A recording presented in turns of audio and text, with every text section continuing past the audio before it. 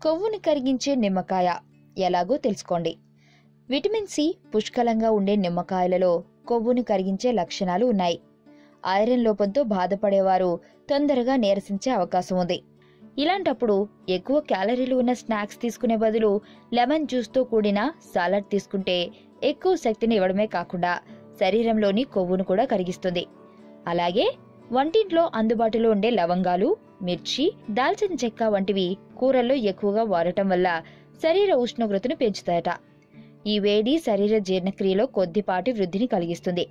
దీనివల్ల బాడీలో ఫ్యాట్ తగ్గే అవకాశం ఉంటుందంటున్నారు. ప్రధానంగా టమోటా, కీరదోస, గుమ్మడిల్లో తక్కువ క్యాలరీస్ ఉంటాయి, కానీ ఎక్కువ ఫైబర్ ఉంటుంది. ఇవి తీసుకోవడం వల్ల ఆకలి ఎక్కువగా వేయదు. ఫైబర్ జీర్ణం అవ్వడానికి శరీరం ఎక్కువగా కష్టపడాల్సి వస్తుంది. దీనివల్ల కొవ్వు సులభంగా కరిగిపోతుంది.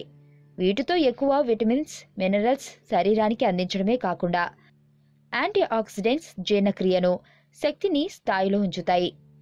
వీటితో పాటు బాదం పప్పు, కొబ్బరి నూనె, కోడిగుడ్లు, ఆలివ్ ఆయిల్, తేనె, మజ్జిగ, వెల్లుల్లితో కూడా శరీరంలోని కొవ్వుని కరిగించేందుకు ఎంతగానో దోహదపడుతుంది.